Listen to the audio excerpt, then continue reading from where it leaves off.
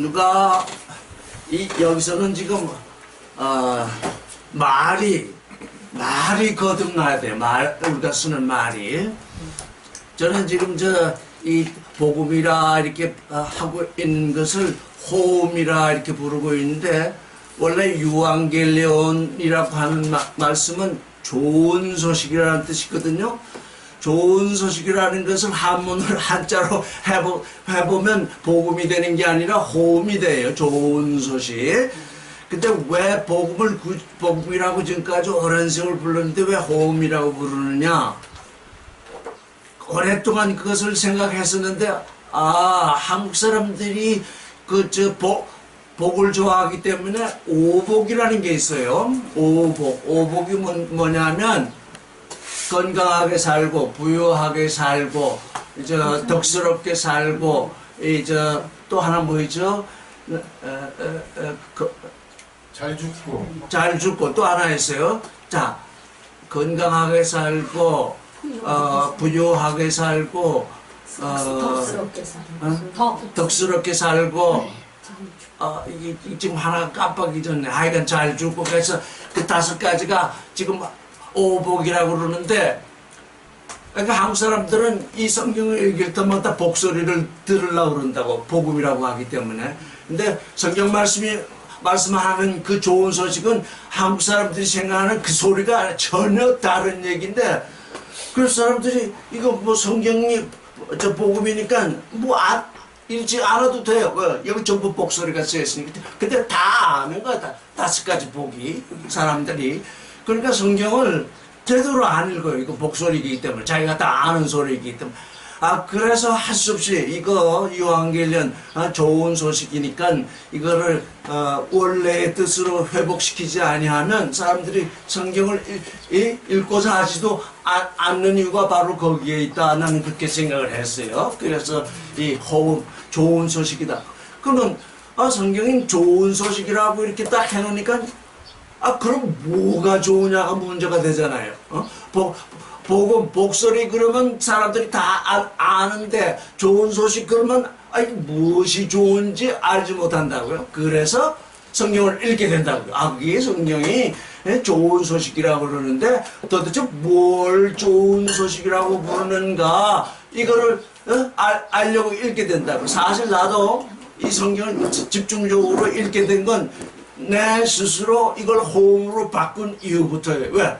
여기에 좋은 소식이 있다고 그러는데 뭘 좋다고 하시는지 이걸 읽어야만 좋은 일이 드러나니까. 그래서 그 좋은 소식을 발견해서 사람들에게 전해주려고 그래서 이걸 호음이라 이렇게 지금 저는 그렇게 바꿔서 부르고 있어요. 그래서 이게 누가 호음이에요?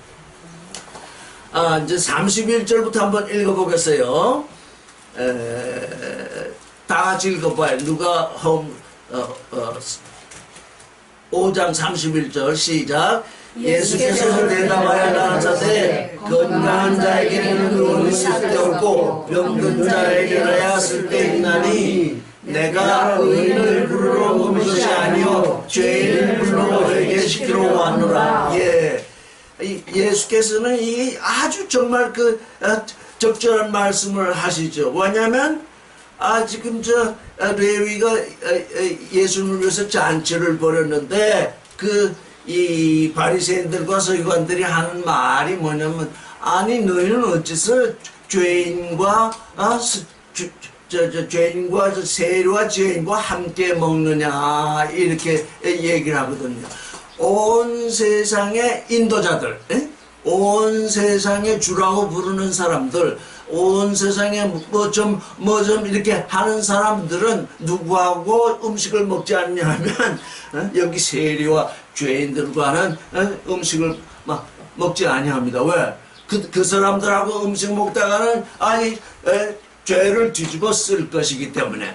근데 예수께서는 죄인들의 죄를 용서하시려고 죄인들을 구원하러 오셨기 때문에 세리와 죄인들과 함께 음식을 함께 먹고 마시는 거죠. 그러니까 지금 이 바리새인들이 예수를 보는 눈과 예수께서 지금 바리새인을 보는 눈은 전혀 다른 거죠. 전혀 다른 거죠. 예수께서 말씀하시기를 건강한 자에게 의사가 필요 있느냐?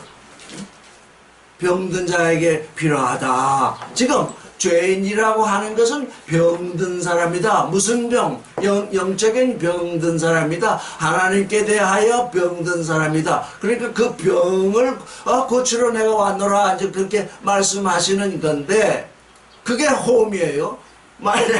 만약에 이게 우리가 복음으로 해석해서 들으면 아니 이게 뭐 병든 자에게 의사가 필요했다. 이게 무슨 큰 복을 전하는 거겠느냐 이런 생각을 들게 됩니다. 그런데 이게 좋은 소식인 경우에는 이게 병든 자에게 정말 의사가 필요하지 하는 것을 우리가 알 수 있죠. 근데 그게 또 다른 말로 하면 내가 의인을 부르러 온 것이 아니라 죄인을 불러서 회개케 하기 위해서 왔다. 사실 바리새인이나 사두개인이 그들이 죄인이 아니었겠습니까? 그들은 더욱더 큰 죄인이었는데 그들은 뭘 가지고 있냐면 양의 옷을 입은 일이기 때문에 겉으로 보기에는 양이에요. 죄인이 아니에요. 근데 그 속에는 일이가 들어있어요. 그래서 그들은 아주 더욱 중한 병이 들어있어요. 그럼에도 자기들은 의인으로 생각하니까 그래도 이스라엘을 구원하려고 만약에 주님이라면 자기들하고 상대를 해야지 어떻게 죄인과 세리를 상대하는가. 이게 그들의 착각이에요. 그런데 예수께서는 죄인을 불러서 회개시키러 왔다 그러잖아요. 우리 자매님, 그 회개라는 게 뭘까요? 저는 오랫동안 회개에 대해서 생각하다가 이제 이 좋은 소식이라는 그 좋은 소식을 쫓아서 이 말씀을 읽게 되니까 비로소 이제 회개가 무엇인지를 알게 되었다고요. 그 회개라는 게 뭘까요? 그냥 우리 일반적으로 사람들이 회개한다, 회개했다 했을 경우야. 내가 살던 내 자아가 그러면 죄라는 게 뭘까요? 먼저 죄라는 게 하나님을 믿지 않는 거. 하나님을 믿지 않는 거. 네. 우리가 그렇게 하나님을 믿지 않는 것이 왜 죄일까요? 또 그러면 조금 더 생각해 봅시다.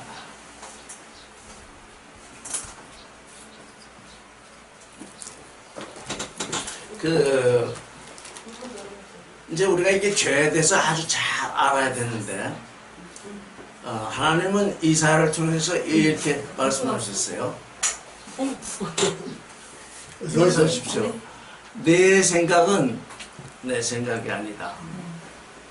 내 길은 내 길이 아니다. 그러니까 죄라는 게 뭐냐면 사람이 자기 생각을 쫓아서 자기 길을 걷는 것.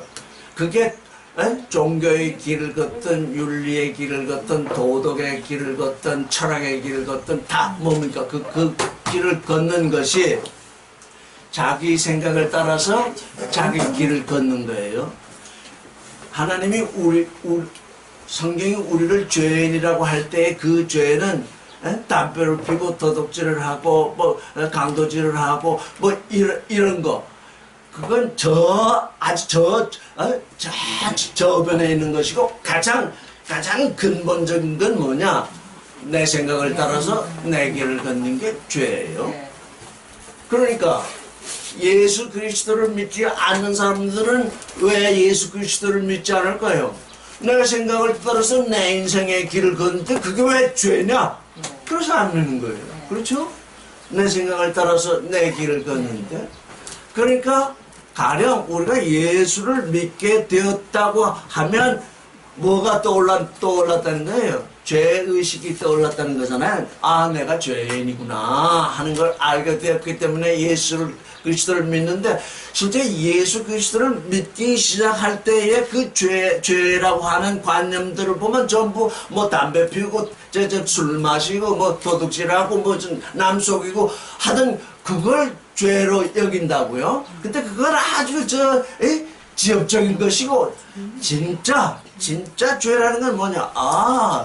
내가 내 생각을 따라서 내 길을 걸은 그게 죄라고 하셨으니 그게 왜 죄인가 하는 것을 우리가 또 알아야 돼요. 왜? 내 생각을 따라서 내 길을 걷게 되면 하나님의 생각을 따라서 하나님의 길을 걷지 않게 되니까 어떻게 된다는 거예요? 하나님과 상관없는 길을 걸었다는 거예요. 하나님과 상관없는 생각을 따라서 살았다는 거예요. 하나님과 그러니까 예를 들면 지금 요즘 이게 아주 큰 문제인데 종교, 윤리, 도덕 이런 데서는 우리 사람들로 하여금 뭐 어떻게 살라고 그래요? 너 사람답게 살라 그러잖아요. 우리가 종교나 윤리나 도덕이나 이 모든 것을 쫓아서 사람답게 우리가 살았다고 그래요. 살았다고 했으면 하나님과 상관이 있을까요? 아무 상관이 없어요. 그건 인생의 길이라는 거예요. 하나님이 하나님의 자녀가 되는 존재들에게 주어지는 생각과 그 길이 따로 있고 인생들이 생각하기에 적어도 사람으로 태어났으면 이렇게 살아야지 해가지고 인생들이 생각하는 그 길이 있어요. 그런데 그건 땅의 길이에요. 하나님과 상관이 없어요. 그래서 예를 들어서 이제 심판 날에 가가지고 여보세요. 나는 인생들이 생각하는 그 인간다움의 길을 아주 열심히 걸었는데 어째 그걸 죄라고 부르십니까? 하나님께 만약에 누가 그런다면 하나님은 뭐라고 그러세요?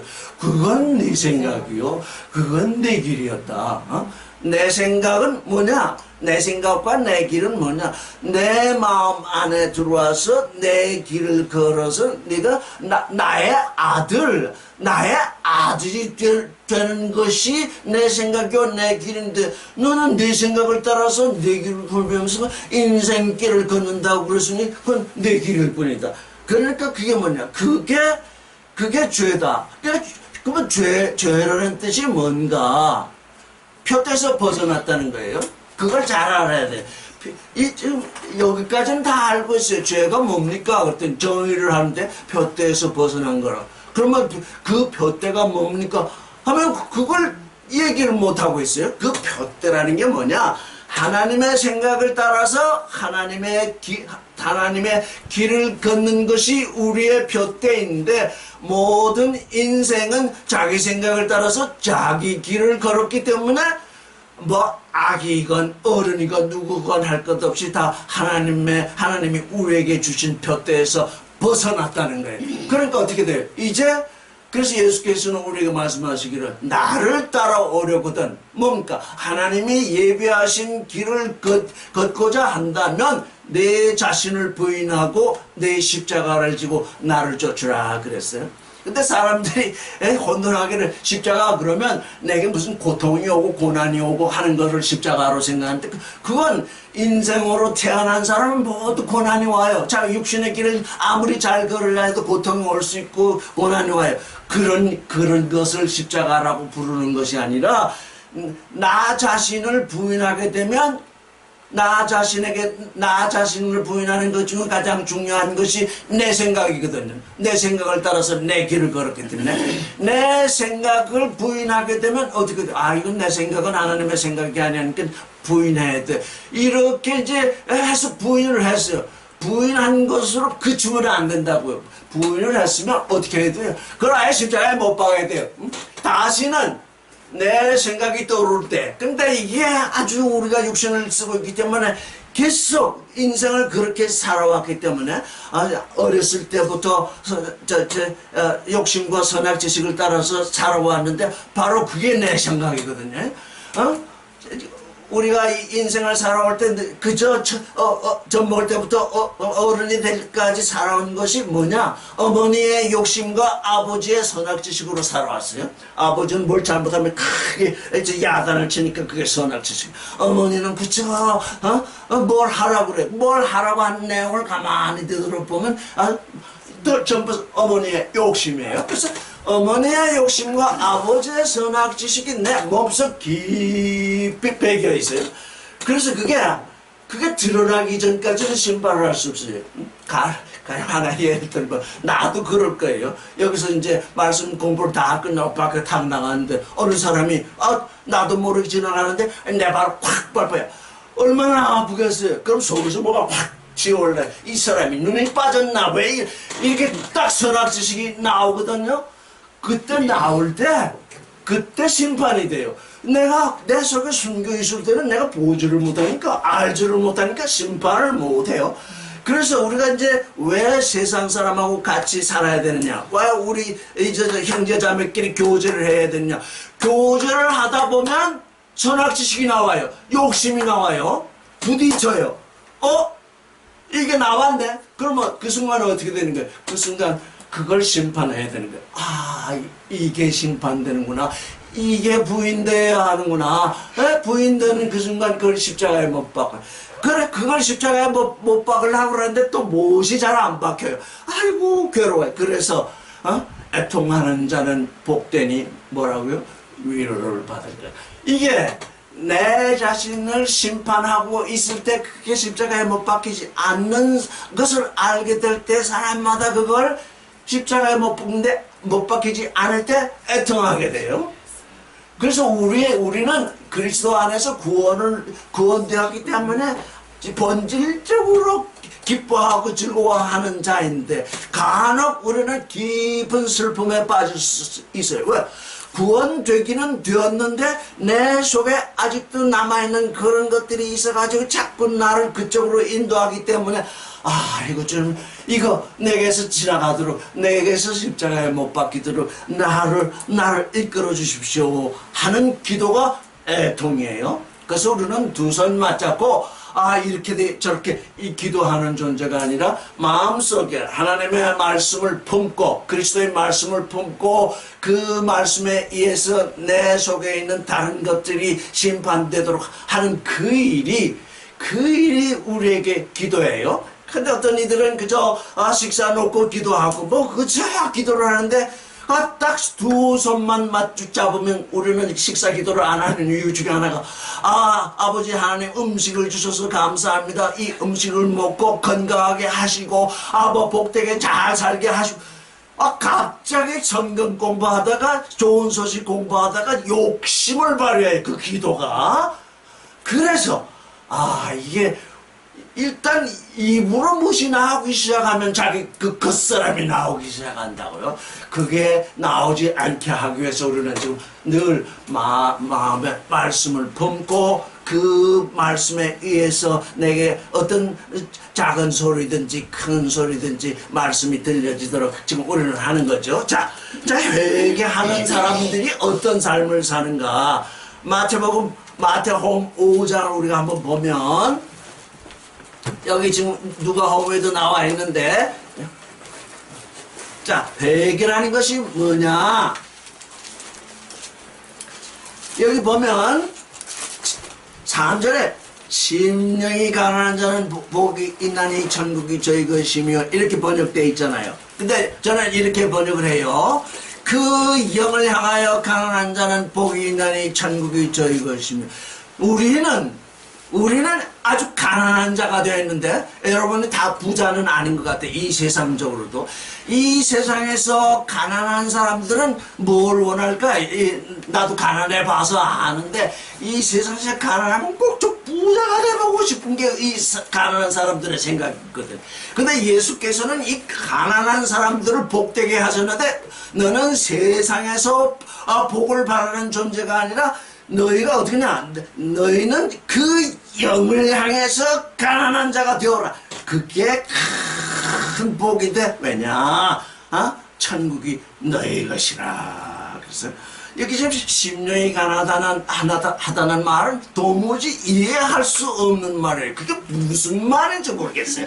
근데 그 영을 향해서 우리가 지금 우리의 귀로 하나님이 우리를 위해서 예배하신 것이 우리의 귀로 들어도 눈으로 보아도 알지 못하고 보지 못하고 귀로 들어도 듣지 못하고 마음으로 생각해도 깨닫지 못해요.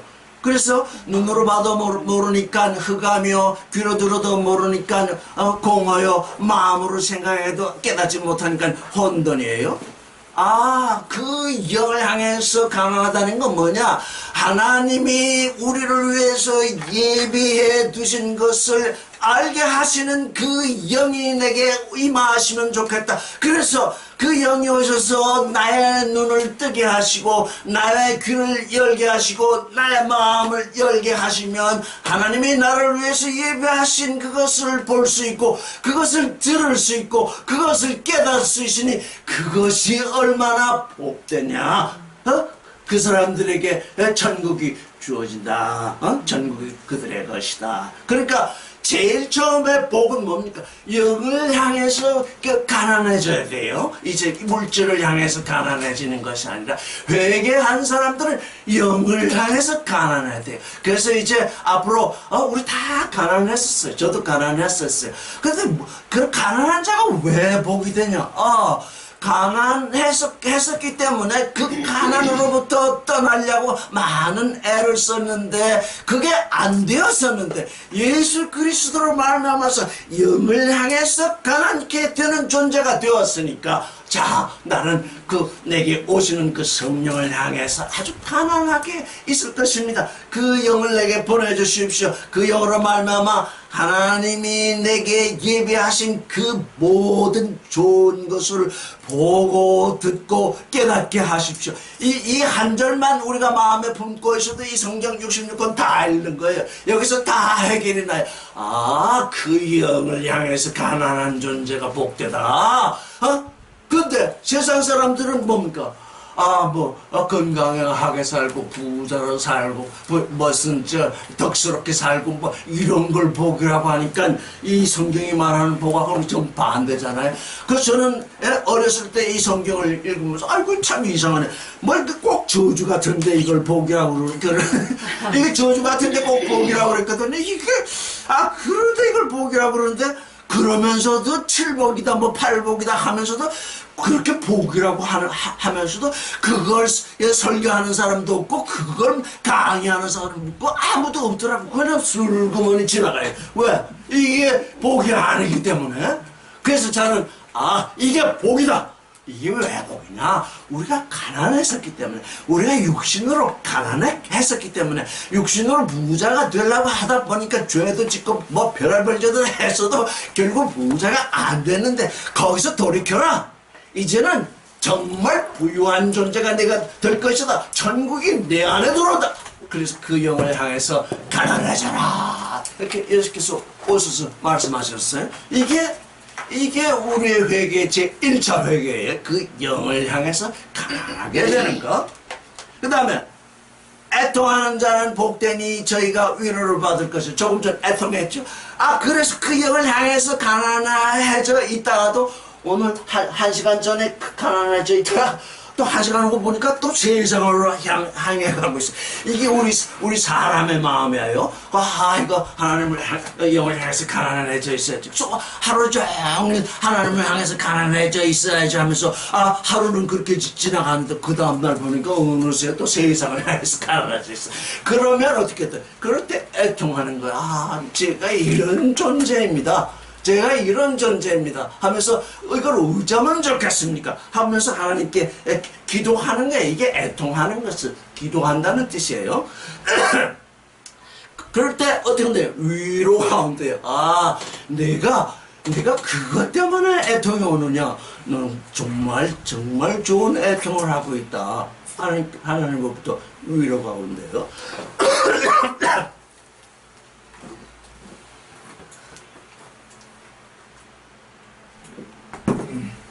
그래서 애통을 본격적으로 하나 이렇게 얘기를 할 수 없지만 애통이 마음속에서 일어나는 존재 누구든지 위로를 받게 되어 있습니다. 위로를 하나님으로부터 위로가 와요. 아까 우리 자매님이 뭐라 그러나 미식미식하다. 미식미식합니다. 하나님께 간구하세요. 제 속이 밀식밀식합니다. 한번 그러냐? 그렇게 이제 거기서 답이 오겠죠. 온유한 자는 복이 있나니 온유한 자는 복이 있나니가 아니라 전부 복된 존재. 이게 우리는 자꾸 그 복을 복을 받는다고 그러잖아요. 하나님은 복을 주시는 분이 아니라 그냥 축복을 하시는 분이에요. 이게 달라요. 우리는 이제 아기가 없다가 아기가 생기고 뭐가 사업이 잘한다 안 되다가 사업이 잘 되면 복 받았다. 그래서 그걸 복을 받았다고 그러는데 우리 하나님의 아들의 존재들은 그냥 복된 존재예요. 이미 하나님과 함께 하는 존재이기 때문에 무슨 복을 받고 주고 하는 것이 아니라 이미 나는 복된 존재예요. 그래서 내게서 나가는 건 내게서 이 세상 사람들에게 나가는 건 정말 내게서 나가는 게 복이 나가요. 왜냐면 나는 복된 존재이기 때문에 하나님은 복된 존재이기 때문에 우리는 그분과 하나 되어 있기 때문에 무슨 복을 따로 주고 이러는 것이 아니라 그래서 너는 복된 존재가 되어라. 그래서 온유한 자는 복되니 저희가 땅을 기업으로 받을 것이요 저희가 땅을 상속할 것이요.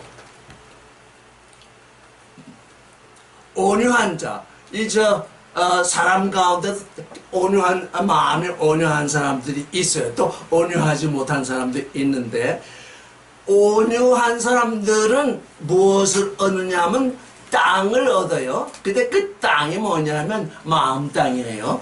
이 사람들이 누구를 좋아하느냐 하면 온유한 사람을 좋아해요. 왜? 온유한 사람을 좋아합니다. 왜? 그 온유한 사람은 그 상대방의 마음 땅을 이미 얻었기 때문에요. 온유하면 할수록 상대방의 마음을 얻어요. 그래서 온유한 자는 복되니 땅을 상속할 것이라.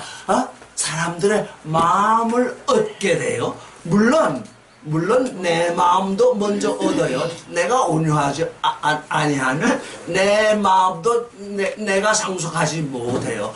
그래서 그 영을 향해서 가난하고 이제 애통하게 되면 저절로 어떻게 되느냐? 온유한 존재로 나아가게 돼요.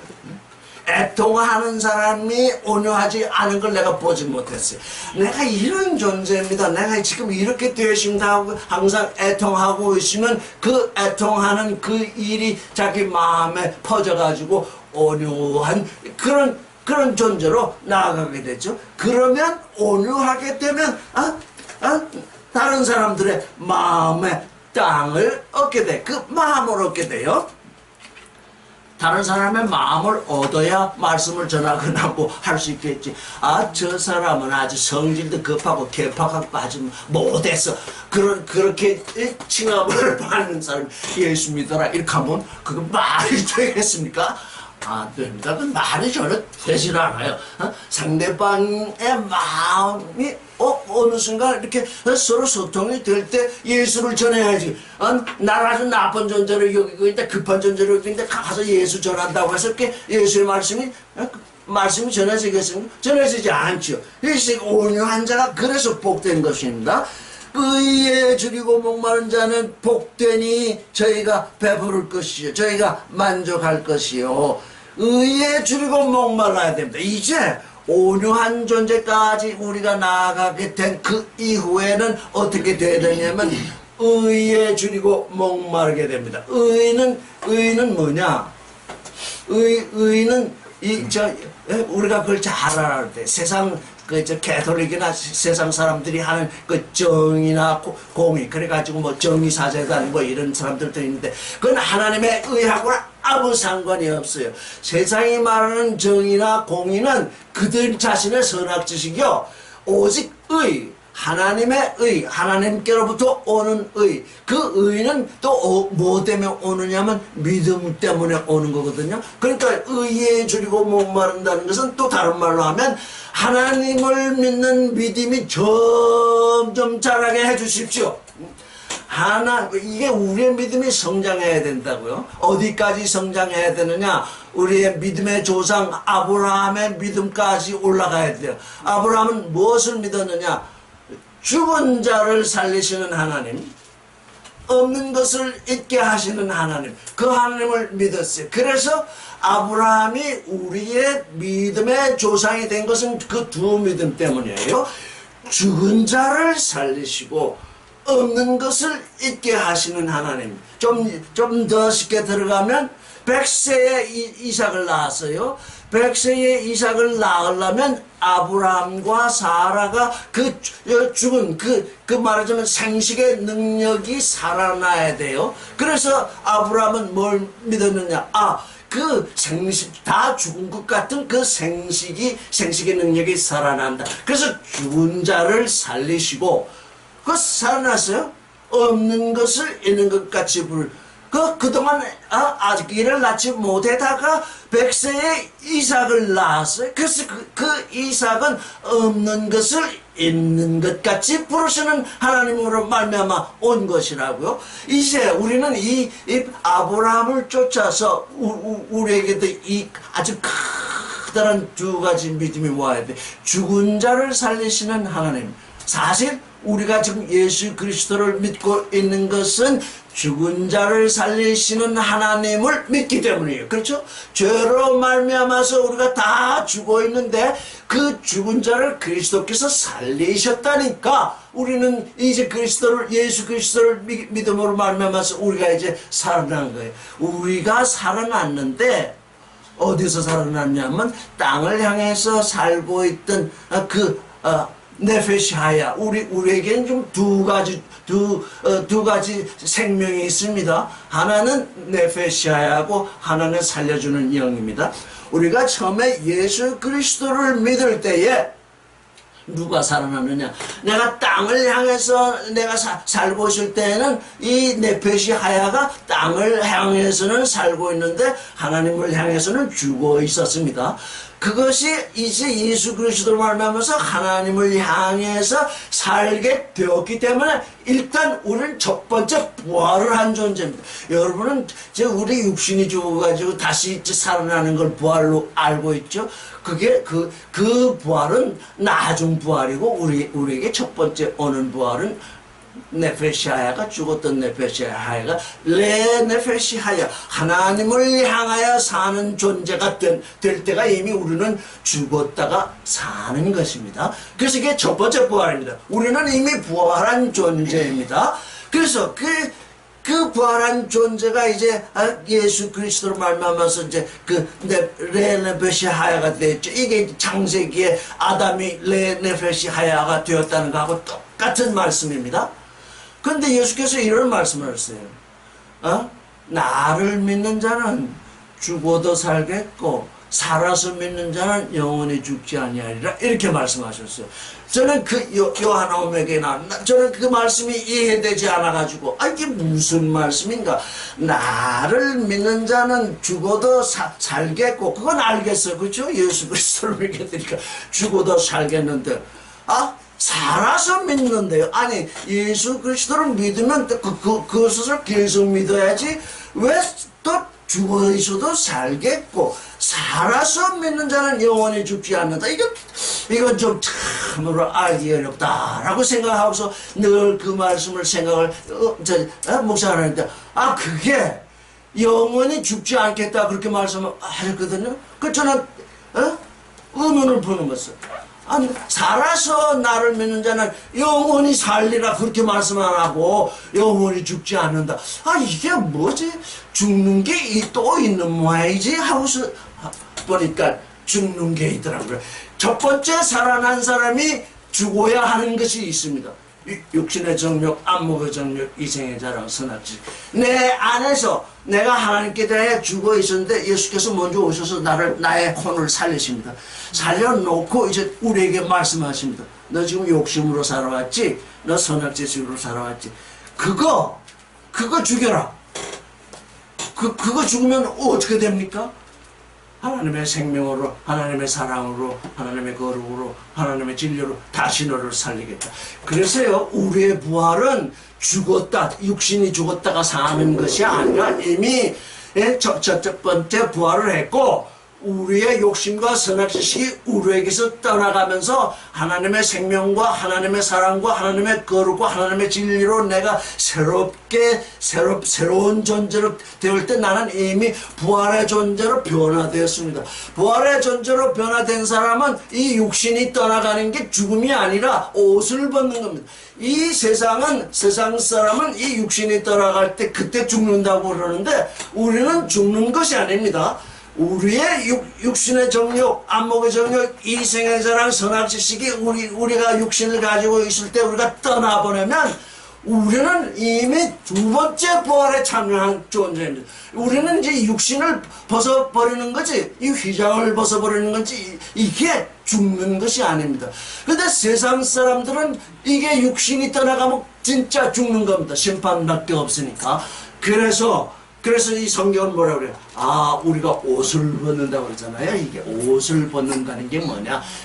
이 겉옷을 벗는데, 이 겉옷이 얼마나 앙탈을 부르는지 그 안에 세 가지 욕심이 있고, 선악지식이 있어가지고, 자꾸 나를 누르고 있습니다. 그때마다 내 생각을 부정하라. 내 생각을 부인하고, 그때마다 십자가를 지고 나를 쫓으라.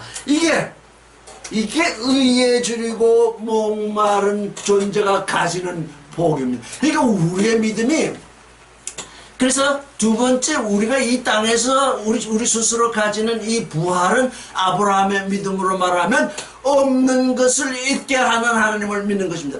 아니, 언제 내게 생명이 있었으며, 언제 내게 사랑이 있었으며, 언제 내게 거룩이 있었으며, 언제 내게 진리가 있었는가? 이건 없는 것을 있게 하시는 하나님을 믿지 아니하면 우리에게 생기지 아니하는 겁니다. 그래서 우리는 그리스도 안에서 의에 줄이고 목마른 자는 복되니, 저희가 그냥 만족한대요. 줄이고 목마를수록 긍휼히 여기는 자는 복되니 저희가 긍휼히 여김을 받을 것이라. 하나님의 나라는, 이제 회개해서 하나님의 나라 안에 들어온 존재는 어떤 존재냐 하면 긍휼히 여기는 존재입니다. 누가 내 첫사람의 눈에 아주 못마땅하게 비춥니다. 그럴 수 있어요. 난 첫사람으로 늘 살아왔으니까 못마땅하게 비추고 아주 그냥 내 속을 긁고 그런 경우가 생깁니다. 그럴 때도 어떻게 하라는 겁니까? 긍휼히 여기는 존재가 되어야 한다는 거예요. 긍휼히 여기는 존재로 빚어져야 한다는 거예요. 하나님의 나라는 긍휼의 나라이기 때문에 예수 그리스도의 우리에게 가르쳐 주신 기도문에도 우리에게 죄 지은 자를 사하여 준 것 같이 우리의 죄를 사하여 주옵소서, 이렇게 기도하라고 그랬습니다. 그 기도가 긍휼히 여기는 자의 삶이라는 겁니다. 내게 어느 누가 내게 손해를 끼쳐오고 내게 아주 나를 악하게 대하고, 그럴 때 이게 우리가 육신을 쓴지라 아직도 미워하게 되고 자꾸 좀 엉뚱한 생각을 하게 됩니다. 그럴 때 우리는 어떻게 기도해야 되느냐? 우리에게 죄 지은 자를 사하여 준 것 같이 우리의 죄를 사하여 주옵소서. 나 혼자에게 말한다면, 누가 내게 죄 지은 것을, 그 죄를 내가 사할 수 있게 해 주십시오. 실제적으로 누구하고 사이에 말다툼이 있거나 싸움이 있었으면, 그 누구하고 지금 말다툼을 했는데 내가 그를 용서할 수 있게 해 주십시오. 이렇게 기도하는 존재라는 거예요. 지금 우리 여기에 있는 분들은 그런 기도를 하는 존재입니다. 왜? 긍휼이 없으면 하나님의 나라가 이루어질 수가 없습니다. 긍휼이 없으면 다 눈을 버쩍 뭘 잘못하나 하고서 저 사람이 나한테 뭘 잘못하나 하고 이렇게 보는 데에는 그건 율법의 세상이에요. 그건 세상이지. 우리의 눈은 보는 듯 안 보는 듯. 저 상대방이 내게 잘못하는 건 보지 아니하고 그래서 상대방을 용서할 수 있는 긍휼을 볼 수 있는 존재. 그래서 긍휼히 여기는 자는 복되니 저희가 하나님께 긍휼히 여김을 받을 것이라. 우리가 우리의 형제의 죄를 사하지 못하면 하나님께 죄사함을 받지 못합니다. 우리가 예수 그리스도를 믿기 전에 있었던 모든 죄는 단번에 죄사함을 받았습니다. 그런데 이제 예수 그리스도를 믿고 난 후에 생기는 죄는 어떻게 되느냐? 우리 스스로 용서를 해줘야 됩니다. 우리 스스로 그 죄를 용서해 주지 아니하면 하나님도 용서하지 아니하신대요. 그러니까 뭔가 이걸 다른 의미로 해석하면 우리는 이제 죄를 사하는 권세자입니다. 여러분, 우리는 늘 죄를 하나님께 죄사함만 받겠다고 그렇게 생각을 했지, 내가 죄사함의 권세자로 살겠다고 하는 생각은 해본 적이 별로 없을 것입니다. 이제부터는 어떤 전제냐면, 하나님, 내가 저 아이가 내게 이렇게 아주 악한 짓을 한 것을 내가 용서했습니다. 이제 내 죄는 다 사해진 것이죠. 그렇게 기도해도 됩니다. 왜? 상대방의 죄를 사는 권세를 행해야 합니다. 근데 상대방의 죄를 사는 권세는 내가 내 죄 사했다, 그렇게 해서는 되는 것이 아닙니다. 왜? 그가 내게 죄를 범했기 때문에 내게 와 있는, 내게 어떤 손해가 오든지, 내게 어떤 감정을 일으켰든지, 내게 하여간 불편한 어떤 심기가 생겼든지, 그게 내게서 용서돼야지 그냥 말로 용서한다고 하면 되는 것이 아니죠. 이게 긍휼의 나라에 우리가 이르게 되면 정말 우리는 정말 긍휼한 존재가 되죠. 이렇게 돼서 이제 7번째 단계 넘어가서 8번째 단계 넘어가면 뭡니까? 마음이 청결한 자는 복되니 하나님을 볼 것이라. 이 사람들이 이 말씀을 여러 번 한 적이 있는데, 러시아에 선교사로 나가신 여성분이 계십니다. 남편분하고 같이 갔는데 어느 날 남편분이 하나님은 어디 계시냐 이렇게 묻더라고요. 그래서 우리가 듣던 얘기로는 뭐 우리 마음에 계시죠. 그런데 그렇게 해서는 답이 안 될 것 같더래요. 왜? 나 하나님을 볼 수가 없다. 하나님이 왜 안 보일까요? 여기 뭐라고 그랬습니까? 마음이 청결한. 그러니까 뭡니까? 7단계까지 왔다는 얘기입니다. 네? 회개를 통해서 7단계까지 와서 이제 8단계에 들어가는데 마음이 청결해졌습니다. 이게 왜 하나님이 안 보이냐? 우리가 하나님이 우리 안에 와 계실지라도 안 보이는 거는 우리의 육신의 그 헛된 욕심이 그 성소와 지성소를 나누고 있는 그 휘장으로 가려 있기 때문에 성전에 들어가면, 성소에 들어가면 휘장이 가려 있어서 하나님을 배울 수가 없습니다. 휘장이 갈라져야 됩니다. 휘장이 갈라지는 그 일이 뭐냐? 마음이 청결케 된다는 얘기예요. 마음이 청결케 된 자는 그냥 육신의 눈으로 본다는 얘기가 아니라 호라오, 영의 눈으로, 이 영의 눈으로 본다는 건 뭡니까? 첫 번에 그 영을 향해서 가난한 자는 복되니 전국이 저희 것이라 했으니 그 영을 향해서 얼마나 가난해져 있었겠습니까? 그 가난해진 그에게 영이 와 계시기 때문에 영의 눈으로 마음속에 있는 그 영의 눈으로 하나님을 볼 수 있다는 것입니다. 하나님을 본다는 것입니다. 그런데 하나님을 보는 존재가 하나님을 배반하겠습니까? 이게 우리가 어디까지가 문제냐면 긍휼이 여기까지는 합니다. 그런데 마음이 청결하지, 아직 온전하게 청결하게 되지 못해가지고 하나님을 볼 수 없는 처지에 있는데, 이 세상 임금이 그냥 막강한 권세로 내가 네 왕이다 하고서 막 내게 다가올 때 어찌하면 또 하나님을 배우지 못하고 있으니까 하나님을 배반할지도 모르고. 그래서 이게 청결한 마음, 아주 청결한 마음을 가진 자는 복되니 하나님을 볼 것이요. 하나님을 보는 사람은 어떻게 하느냐? 이제 화평을 짓는데요. 화평케 하는 자는 복되니 하나님의 아들이라 일컬음을 받을 것이요. 이거 참 귀한 말씀이죠. 화평을 짓는 자, 화평을 짓는 자.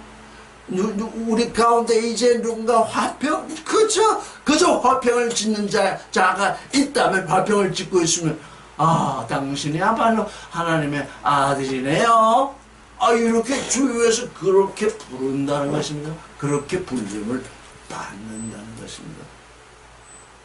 의를 위하여 핍박을 받는 자는 복되니 천국이 저희 것이라. 이게 여기 지금 이 의를 위하여 의에 줄이고 목마른 자는 배부르리라 하는데, 여기 의를 위하여 핍박을 받는 자는 복되니 천국이 저희 것입니다.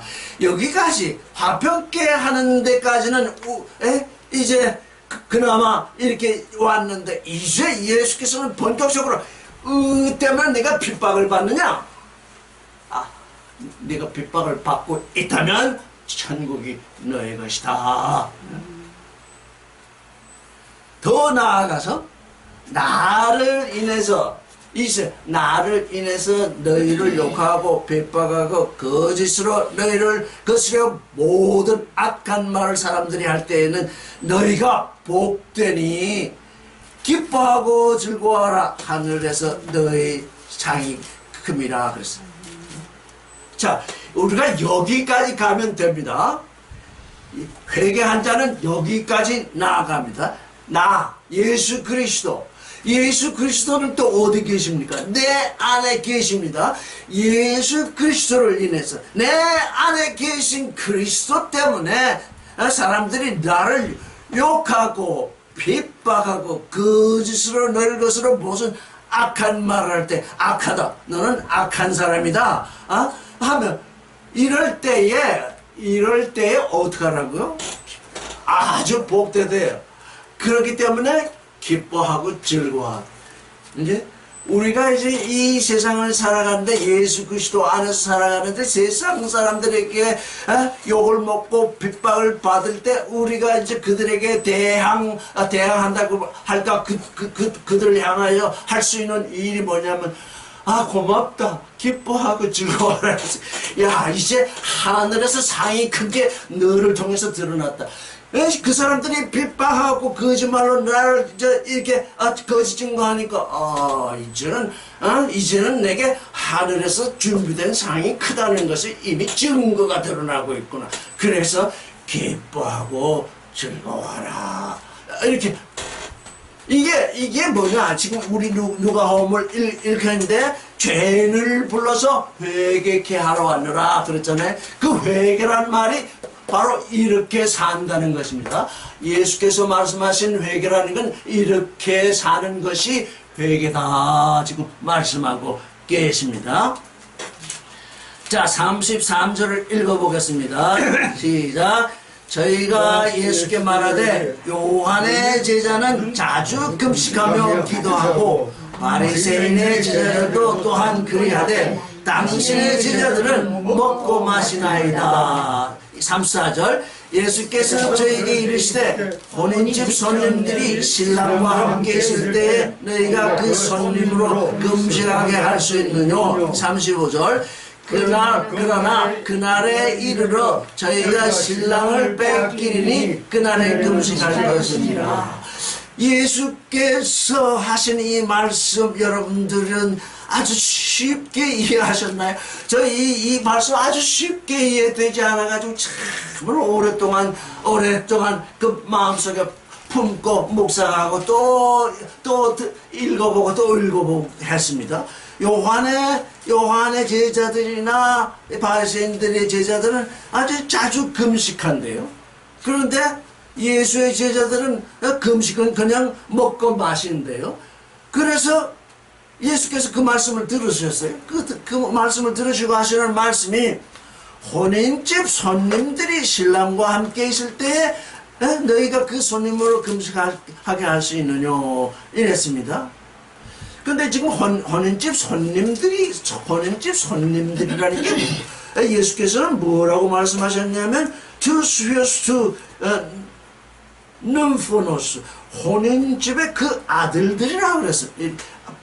투스휘어스 왜 번역 성경들은 요즘 새로 나온 성경도 또 뭐 친구들이라 이렇게 번역하기도 합니다. 근데 왜 그 혼인집에 그 아들들, 혼인집의 아들들이 신랑과 함께 있을 때에 너희가 그 아들들로 금식하게 할 수 있느냐? 이렇게 번역하지 아니하고 왜 손님이라고 번역을 했을까요?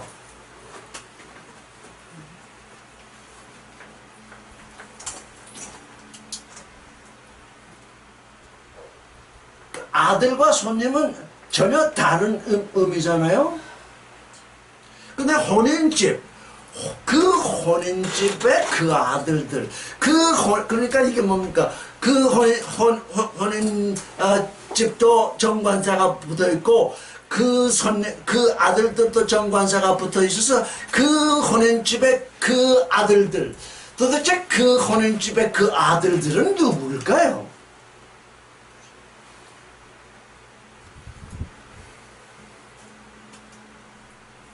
지금 예수의 제자들이 먹고 마시니까 지금 예수께서 이렇게 답변하셨으니까 그 아들들은 누구를 말하는 것일까요?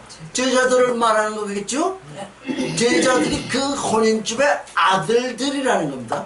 그러면 그 혼인집 주인은 누구라는 겁니까? 하나님이라는 거예요. 그 혼인집 주인은 하나님인데 그 혼인집 주인의 아들들이 지금 신랑이 있는데 신랑이 함께 있을 때에 금식할 수 있겠느냐? 예수 그리스도는 또 하나님의 아들이십니다. 여기 아주 그 예수께서 이 지금 바리새인들에게 말씀하신 그 어떤 의미가 지금 포착되는데, 예수는 하나님의 아들인 동시에 또 누구이십니까? 신랑이죠. 그러면 이 혼인집 아들들은 또 누구입니까? 이제 그 신랑을 위한 신부 수업을 해야 하는 존재들이에요. 지금 여기에 두 가지 의미가 있는 겁니다. 하나님의 아들들이다. 이들이 하나님의 아들들인데, 이게 그 존재성으로는 하나님의 아들들인데, 예수 그리스도와의 관계성으로서는 뭐라는 겁니까? 신부라는 겁니다. 그래서 이 신랑이 데려감을 당할 때 그때에 이 신부들이 금식을 할 것이다. 그러니까 예수 그리스도는 우리가 그래서 에클레시아를 잘 알아야 돼. 에클레시아는 뭐냐면 불러냄을 받은 존재거든요. 에클레시아는 하나님의 아들들로 불러냄을 받은 존재.